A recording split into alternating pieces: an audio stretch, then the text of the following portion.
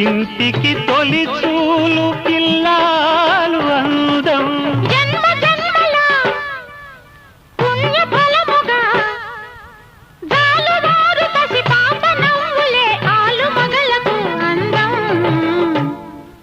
ఇది చెరగని ప్రేమకు శ్రీకారం, ఇది మమతల మేడకు ప్రాకారం. పండిన కలలకు శ్రీరస్తు, పసుపు కుంకుమకు శుభమస్తు. కనివిని ఎరుగని అనురాగానికి కళ్ళ